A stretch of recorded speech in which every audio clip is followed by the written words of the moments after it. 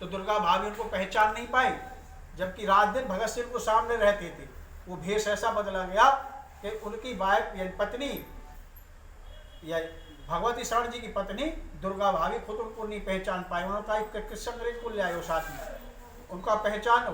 जो कहा हम नहीं पहचान रहे, जो को देखो तुम्हारा देवर है, ये तुम्हारा नटखट देवर है, ये वही है, ये भगत सिंह है, जो को हमने नहीं पहचाना। तो भगत सिंह को यानी उसको लिया साथ सुखदेव उम्र में सबसे और छोटे थे, कद में छोटे थे। सुखदेव जी को लिया साथ में, उनको नौकर बनाया। दुर्गा भाभी को पत्नी बनाया, भगत सिंह उनके पति बने और हेड लगा करके, और वो जैसे ही रेलवे स्टेशन पे आए तो मतलब वो अंग्रेज बनकर वहां से निकल रहे। अंग्रेज सब सोच रहे थे ये हमारा ही कोई अफसर होगा, जा रहा है कहीं जा रहा है छुट्टी उट्टी पे। अंग्रेजों ने उनको अपना अफसर समझा। तो प्लेटफार्म पर बैठे हुए थे, उसी टाइम एक अंग्रेज अफसर आया और सीधा भगत सिंह की तरफ ही बढ़ता चला आया। भगत सिंह ने सोचा शायद इसने मुझे पहचान लिया। भगत सिंह का हाथ तुरंत अपनी रिवॉल्वर पे गया, लेकिन वो जैसे रिवॉल्वर को निकालते उसने तुरंत ही, अंग्रेज अफसर ने तुरंत ही ऐसे सलूट मारा, जय। सलूट मारते ही भगत सिंह सहम गए। उसने सोचा मेरा अफसर है। उन्होंने बुलाया अपने सिपाहियों को, भगत सिंह जी का सामान रखवाया दुर्गा भाभी को, और उनका बेटा था, भगवती शरण जी का बेटा था छोटा सा, उसको साथ में बैठाया भगत सिंह के साथ। तब ये वहाँ से कानपुर से निकले। तो किस तरह का जीवन रहा होगा इन लोगों का, आप अच्छी तरह से समझ सकते हैं कि जो रात दिन देश को आज़ाद कराने के लिए इतनी बड़ी बड़ी कुर्बानियाँ दे रहे थे, अपने क्षण की, प्रति क्षण की, अपने जीवन की, अपने परिवार की। आज तो लोगों को जरा सा कुछ कह दीजिए, कह दे बताओ जी हमें फायदा क्या है इसमें, जरा सी काम करो, हमारे पास टाइम नहीं है। आज़ादी का मतलब लोग नहीं जानते, गुलामी को नहीं जानते। उसी क्रम में चलते चलते क्या हुआ कि साइबर कमीशन आया। साइबर कमीशन में कुछ ऐसा था कि उसमें भारत के लोगों का अधिकार संसद में बिल्कुल नहीं रह जाता। भारत के लोग बोल नहीं पाते, संसद में बने तो रहते, वो सांसद बने रहते, लेकिन संसद में उनका वोट डालने का सिर्फ एक अधिकार और अंग्रेजों के 10 अधिकार रखे गए साइमन कमीशन। तो उन्होंने कहा, सारे क्रांतिकारियों ने मीटिंग की, भाई इसको पास नहीं होने देना। तो क्या हुआ, तो यही पुरानी, यही दिल्ली की यही लोकसभा थी। इसी लोकसभा में उन्होंने कहा कि ठीक है इसको रोकना है। क्या करना पड़ेगा रोकने के लिए, अपनी बात को कहने के लिए अंग्रेजों के कान पर बम फोड़ने पड़ेंगे, यानी संसद के अंदर बम फोड़ने पड़ेंगे और अपनी बात को कहना होगा। कौन तैयार है इस बात के लिए? 5-6 लोग थे। 5-6 लोगों में सबने कहा, चंद्रशेखर आजाद कह रहे थे नहीं तुम मत करो, मैं करूंगा, इस काम को मैं करूंगा। भगत सिंह ने कहा नहीं दादा, अगर आपने किया, अगर आप बंद हो गए तो ये संगठन ही खत्म हो जाएगा, इस काम को हम करेंगे। जो 5 लोगों में 5 क्रांतिकारियों में बहस होगी कि हम करेंगे, तो वो ठीक है। तो उन्होंने क्या किया, मेज रखी, टेबल के ऊपर 5 मोमबत्तियां जला करके रखी और कहा ठीक है कसम खाओ कौन इस काम को करेगा। अब कसम खाने के लिए सबने हाथ करे ऐसे, लेकिन थोड़ी ही देर में जब हाथ जलने लगा मोमबत्ती से, सबने हाथ उठा लिए, लेकिन भगत सिंह के हाथ से बदबू उठने लगी, हाथ जलने लगा, बदबू उठने लगी। तब चंद्रशेखर आजाद ने उनका हाथ हटाया, भगत हटा हाथ को, तुम ही बम फेंकोगे, कोई और नहीं फेंका। तो ये लोग संसद में गए, संसद में जाकर के पर्चे ले रखे थे, बम ले रखे थे। बम उन्होंने अपने हाथ से बनाए थे, जो ऐसे बम थे कि बम फटे, आवाज करे, लेकिन मरे कोई नहीं उससे। कम पावर के बम थे, धमाके वाले। तो जिस टाइम वो बिल पेश किया गया, उसी टाइम इन्होंने धमाका किया। जो उसका लोकसभा का अध्यक्ष होता है, उसके कुर्सी के पास बम फेंके और बम फेंक करके पर्चे फेंके, इनकलाब जिंदाबाद, इनकलाब जिंदाबाद। पूरी संसद खाली हो गई।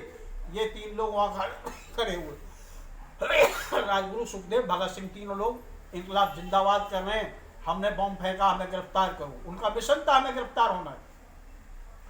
तीनों क्रांतिकारी गिरफ्तार हो गए, मुकदमा चला।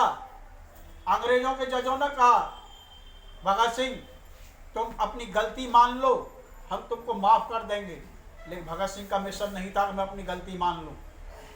भगत सिंह का मतलब था कि मुकदमा ज्यादा लंबा चले और हमें कोर्ट में आने की ज्यादा से ज्यादा टाइम मिले कोर्ट में आने का। जब कोर्ट में भगत सिंह की पेशी होती थी, आपने शहीद आजम भगत सिंह देखी होगी, सद भगत सिंह की देखी होगी, आपने फिल्म देखी होगी, वो सच्चाई था उसमें जो उसकी आई थी अजय देवगन वाली, उसमें कुछ सच्चाई थी कि जब कोर्ट के अंदर हमारे पत्रकार भी होते थे, हमारे देश के जासूस भी होते थे, क्रांतिकारियों के सब लोग होते थे। और जब भगत सिंह अंग्रेजों के खिलाफ संसद में उसमें बोलते थे कोर्ट के अंदर, तो वो चीज़ अखबारों में छपती थी, पर्चे पढ़ते थे, पूरे देश में फैलते थे। और पूरे देश के अंदर एक ऐसा माहौल बन गया था कि अगर आज़ादी के बाद भगत सिंह जिंदा होते तो देश के राष्ट्रपति और प्रधानमंत्री क्रांतिकारी लोग भी होते। इस तरह का माहौल बन गया था पूरे देश के अंदर। भगत सिंह जन जन का प्यारा हो गया, राजगुरु सुखदेव जन जन का प्यारा हो गया, पूरा देश उनके नाम के लिए सलामती की भीख मांगता था। देश की महिलाएं मंदिरों में जा जा करके पूजा अर्चना करती थी, हे भगवान ये लोग केस में जीत जाएं। लेकिन क्या हुआ, भगत सिंह ने ना कोई वकील किया ना कुछ किया। ये कहानी मैं आपको संक्षेप में बता रहा हूँ, लेकिन बहुत बड़ी किताब है, अगर पूरा बताऊंगा तो बहुत टाइम हो जाएगा। तो कोई वकील उन्होंने नहीं किया और उनका मतलब था फांसी चढ़ेंगे चढ़ जाए, कोई बात नहीं है, लेकिन हम अपनी बात जनता तक पहुंचानी है। देश का जन जन जागृत हो जाना चाहिए, देश के जन जन में क्रांति की आग भर जानी चाहिए, ताकि अंग्रेजों को खदेड़ के हमसे भगा दिया जाए। उनको फांसी की सजा हो गई, तीनों को फांसी की सजा हो गई। वो भी क्यों हुई कि उनके साथ के जो क्रांतिकारी थे कुछ टूट गए, कुछ बिक गए। भी बोल रहे मुखर्जी थे वो बिक गए, चटर्जी थे वो बिक गए, लेकिन नहीं बिके। बहुत कुछ हुआ कि इसके अंदर लास्ट में फांसी की सजा हो गई। और अंत समय में क्या हुआ, भगत सिंह की फांसी तय हुई थी 25 मार्च को। 25 मार्च को भगत सिंह को फांसी दी जाएगी। लेकिन मुझे कहना नहीं चाहिए क्योंकि यहाँ फिर वो राजनीति वाली बात आ जाती है, लेकिन इसमें राजनीति कुछ नहीं है, ये बिल्कुल सच्चाई है कि जवाहरलाल नेहरू और महात्मा गांधी ने मिलकर के देखा अगर क्रांतिकारी भगत सिंह जिंदा रहा तो हमारे हाथ कुछ नहीं लगना है, हमें कुछ नहीं मिलेगा, ऐसे ही रह जाएगी पूरी कांग्रेस। तो क्या किया जाए, इन लोगों को फांसी होनी चाहिए। लेकिन फांसी तो पहले तय हो चुकी थी, फांसी तो निश्चित थी, लेकिन डर था, भय था सबको कि देश, ये तीनों क्रांतिकारी ऐसे प्यारे हो गए पूरे देश को कि देश इनको फांसी लगने ही नहीं देगा। तो उन्होंने जाकर के यानी भगत सिंह ने यानी महात्मा गांधी ने जाकर अंग्रेजों से चर्चा की, अंग्रेजों का जो वायस था उससे बातचीत की और उसमें अंग्रेजों की फांसी को पक्का कर दिया गया। और उनसे कहा कि अगर 25 मार्च को भगत सिंह को फांसी लगती है तो भगत सिंह को फांसी नहीं लगने दी जाएगी। लिहाजा भगत सिंह को फांसी 2 दिन पहले 24 को लगनी थी, यानी 1 दिन पहले ही फांसी दे दी जाए तो कुछ हो सकता है। जो भगत सिंह को तैयार कौन करेगा 1 दिन पहले फांसी लगाने के लिए? तो महात्मा जी ने को जिम्मेदारी दी गई, महात्मा जी आप जाइए भगत सिंह जी को तैयार करिए कि वो फांसी तो लगनी ही लगनी है, 1 दिन पहले लगे या 1 दिन बाद में लगे। महात्मा जी जेल में गए, लाहौर जेल में जाकर के उन्होंने कह दिया उनको भाई भगत सिंह ऐसे ऐसे मैटर है। उनका महात्मा जी कैसे आए हो? तो भगत सिंह ऐसे ऐसे बात है, अंग्रेज भागने को तैयार है, अंग्रेज भारत छोड़ना चाहते हैं, लेकिन उनकी शर्त सिर्फ एक ही है। वो क्या है? जो कि आप तीनों को फांसी दे दी जाए। तो कह महात्मा जी फांसी तो हमें लगनी है, परसों हमें फांसी होगी। जो कहना तुम कल ही फांसी पर चढ़ जाओ, अगर ऐसा करोगे तो अंग्रेज चले जाएंगे। तो अंग्रेज भगत सिंह ने कहा कोई बात नहीं बाबू, ये एक दिन पहले मर आए एक दिन बाद मिले, देश तो हमारा आजाद होगा। ठीक है, तो बापू जी एक बात बता दीजिए, मेरा भारत होगा कैसा? मेरा जो भारत होगा आजादी के बाद वो कैसा होगा? क्योंकि भगत जैसा तुम चाहते हो वैसा ही होगा। देश के अंदर कोई ऊंच नीच नहीं होगी, कोई छोटा बड़ा नहीं होगा, कोई गरीब अमीर नहीं होगा, कोई दुख किसी तरह का नहीं होगा, पूरा लोकतंत्र होगा। देश ऐसा ही होगा जैसा तुम चाहते हो। भगत सिंह ने अपनी किताब लिखी, अपनी जीवनी लिखी, उसमें सब कुछ लिखा है कि देश कैसा चाहते थे भगत सिंह, और तो ऐसा ही देश होगा। भगत सिंह जी तैयार हो गए, उन अंग्रेजों को जाकर के कह दिया जी भगत सिंह कल्ली चढ़ने के लिए तैयार, क्योंकि ठीक है। इधर क्या हुआ, भगत सिंह के चाचा जी चांदनी चौक में मीटिंग कर रहे थे, बहुत बड़ी सभा चल रही थी क्रांतिकारियों, और उस सभा का मतलब यही था कि कल भगत सिंह को फांसी होगी, उसको फांसी पे न चढ़ने दिया जाए। और उधर शाम को 7 बजे